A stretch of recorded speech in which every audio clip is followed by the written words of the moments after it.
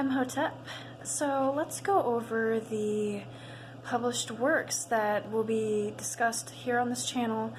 These are vital reference points to many of the concepts that will be discussed. So in the interest of that, let's get going on reviewing them a little bit.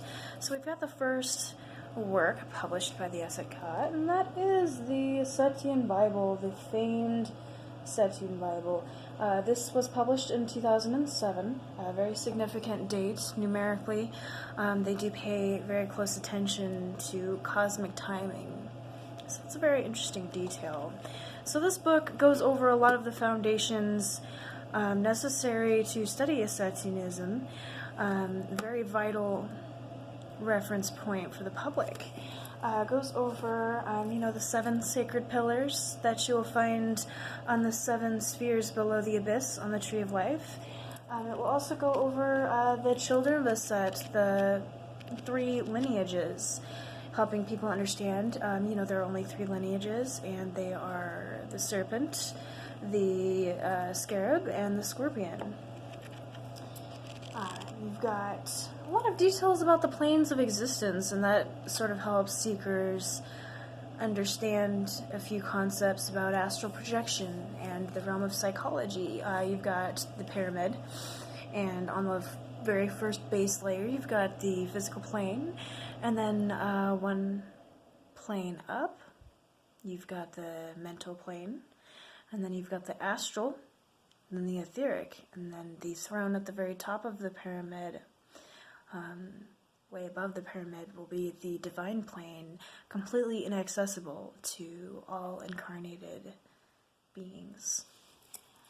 And a lot of other things about feeding that maybe the public didn't know about beforehand, and clearing up a lot of misperceptions about what feeding is, what vampires are, the types of vampires, those fake categorizations, and explaining a lot about that. So I would definitely recommend this lovely book if any of you are interested in it. And I will link down below the website where you can find these.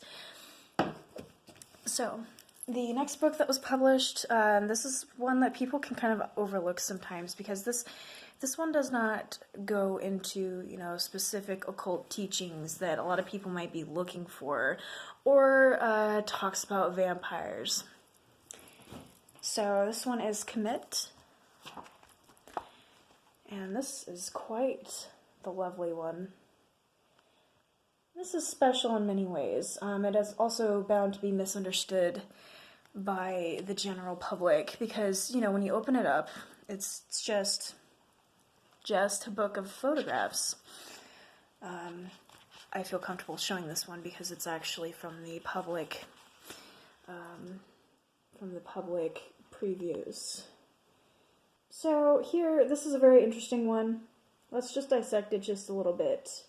You've got the sun rising over the head of the pharaoh who looks out into the horizon.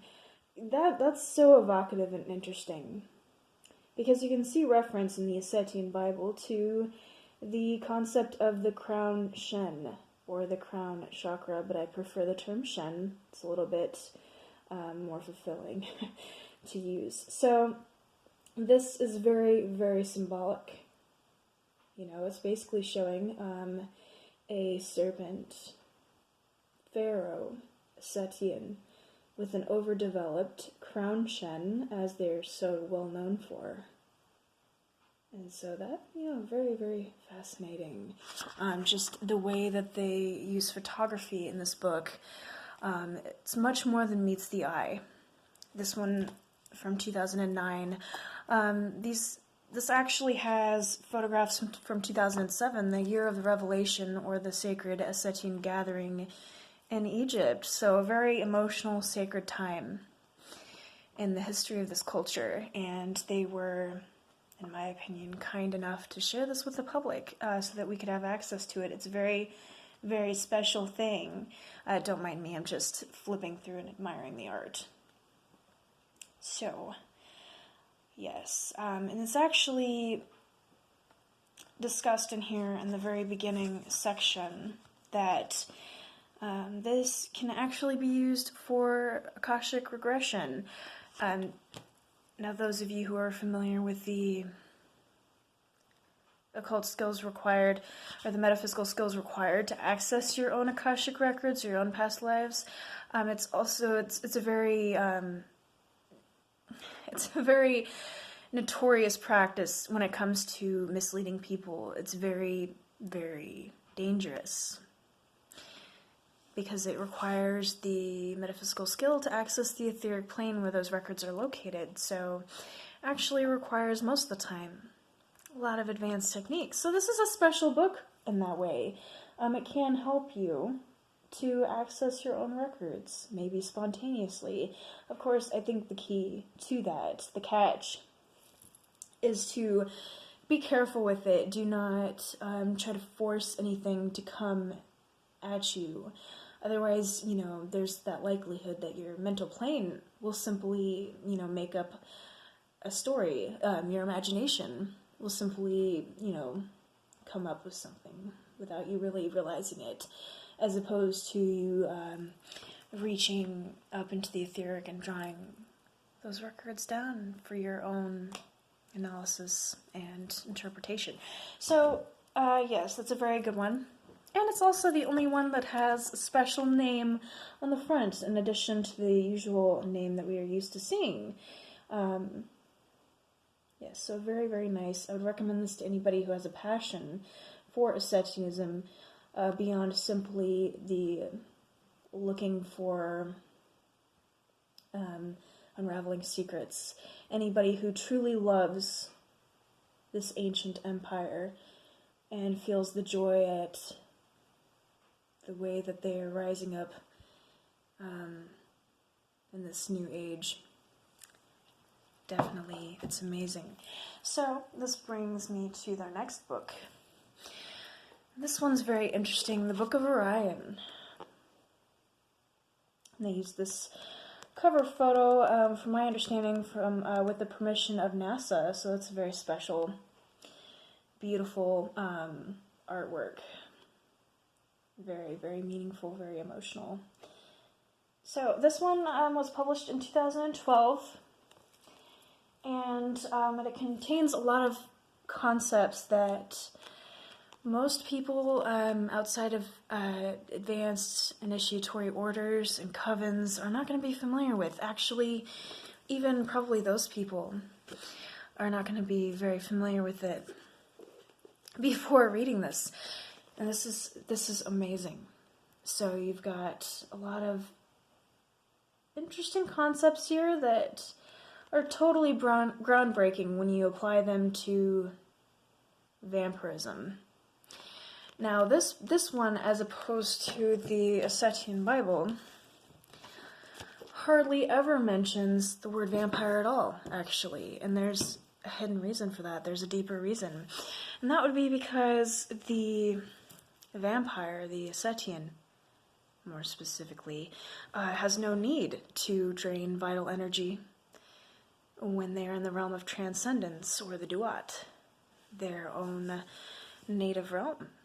So this book is basically like an initiation across the abyss in the Tree of Life. Think of this book, think of the Asetian Bible as teachings below the abyss. And that's why they use the word vampire so much. That's why vampirism is so significant, because we were talking about a plane below that of transcendence. This one is significant in that it is like a crossing of the abyss, should you be worthy or ready of that. Lots of interesting concepts that we were not able to access before this book, including the concept of death, life, and rebirth. Now, he changed the order of that and explains why. So, death, life, and rebirth. You know that most people approach it as life, death, rebirth. So the focal point is life. The focal point is coming back to Earth, You live, you die, you're reborn into life. Life is the central force. Now, to the enlightened Asetian mind, or those who follow their teachings, it's reversed. So you have this very interesting concept of death, or the land of the dead, the Duat, then life. So that would be your incarnated reality on this physical plane, and then a rebirth and to death. Now, to many people, this seems very depressing. It seems very dark. It's like, so everything's about death? Not quite. It's actually giving more meaning to life. It's saying, yes, the realm of the dead, or death, is the throne or the seat of your divine self. It is a very, very deep land of transcendence, and a very, very important initiation to undergo in your existence. But life has its own special spark to it. It's something to be treasured. It's something so transcendent, so brief, that you really need to treasure and cherish every single day and live life with every drop of passion that you have within you. So I really like that lesson. I think it's very beneficial to balancing your incarnated days, to adding as much meaning as you can. I don't have the next book. The next book would be Words in Silence, and that was published in 2014. And that's a book commonly criticized because it did not offer what they say original content. All was, of course, written by the author himself, but it was a repetition of his tweets. It was a compilation of what you could find on Twitter that he had shared with the world for the past 5 years, and a specific number, 373 utterances of Heka. And I would just like to say that that one is, of course, important too. And it's also in the next book. So The Violet Throne, this is the only format that I currently own Words in Silence in, but very, very important system, actually. Let's see. So Words in Silence uses coded language to deliver specific lessons about life, about honor, loyalty, love, passion, a lot of things. So let's see. So let's just repeat one of them, 212 from Words in Silence, just to give you guys an idea of what it's all about. So here we have, we fight ignorance with wisdom, fear with silence, and weakness with strength. And that was published on the 5th of June in 2013. I think this is really cool because you get it all in front of you, and you get to kind of explore and understand the cosmic timing behind his tweets and sort of piece together what initiatory elements is he trying to reveal, and how does that coincide with the specific time of the year and the specific phases of the moon and the autumn, summer, fall times, whatever season it happens to be. So I would definitely recommend that one too. Although if you buy the Violet Throne, you already get it in there, so it just kind of depends on which work you'd like to buy. And of course, I have just shown this one, but we have the very last published work as of right now, and that would be the Violet Throne. Very, very special work. Now, as you guys can see, the Asetian Sigil, or Dark Mark, as it is more commonly known, has changed in appearance. So you've got the Ankh has turned black, with what looks like some light elements on it, like as if it's, got a light source kind of from above. And it looks a little bit more multi-dimensional. The shade of violet changed slightly, but yes, the only violet part would be the wings, the Ankh being black. and the background being black. Now, I find this very fascinating. I think that this change has meaning. It's not simply an aesthetic appeal. It's not simply, hey, we made this digital image and we'd like it to look pretty. Oh no, very, very deep. Of course, anything they do has a lot of deep meaning to it, but here we have this Violet Throne, this legendary work released in 2017, precisely 10 years after the original coming out into the public with the first work. And the Asetian Bible within has been updated, added to, and revised. Especially interesting are the lineage descriptions, which have been changed and added to as well. So anyone who is very passionate about Asetianism totally would recommend this, because it is a very important work, with the catch that it is only for those who are very, very serious. It's got a completely different subtle vibration to it than what the past ones have. And yes, that's something, you know, you're not always going to find being talked about. It's like, you know, the popular approach would be, you know, it's just a book. What do you mean subtle vibration? But yes, there's very different intention in this as opposed to the other ones. This one is not a tool for the masses. It's only if you are very serious about studying this and honoring it. And this one was actually only planned to be released internally by the Order, so we were very honored, those of us in the public, those of us Asetianists studying on the outside, we are very honored to be able to have access to this. This is something very special, something something very unique, very unheard of until this point in time. We are treading on historical ground. This is groundbreaking. This is history. So, very excellent. As you can see, it's quite big. It's 930 pages.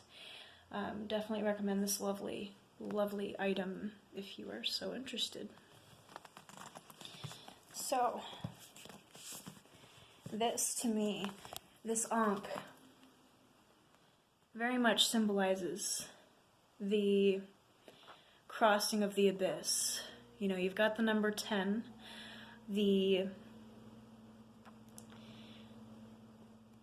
amount of years that passed between the release of the first work and this one. Number 10 being a number of completion. Very fascinating when analyzing this Asetian sigil change in appearance. It's like an initiation of sorts. And I believe this sigil is more closely aligned with its original essence, for many details that are probably outside of the scope of this video. So, we've also got some things added that are important in their own way, such as the section about dragons. In the first book, it was actually, dragons were mentioned as a type of otherkin draconians. And here we have them being mentioned as an element of Asetian existence. So I find that pretty important in understanding who they are in their essence. And let's kind of flip through here and give a few more details. So, yes, we've got the Asetian Bible is actually the only updated part of this book. So, he has changed a few of the descriptors, and I believe that had a specific purpose, such as the detail that Asetians are oftentimes connected with long hair and black clothing, Gothic fashion. Some of those elements were kind of mentioned as, this is how they are, as a psychological element to make it known how people are going to be, to analyze people. What characteristics are people going to latch onto? It's sort of a method of validation, so it's pretty fascinating how they reveal information and take that and do something analytical with it. Anyways, that's all I have for now. Definitely recommend exploring these, any of them that you feel called to. And thanks for watching.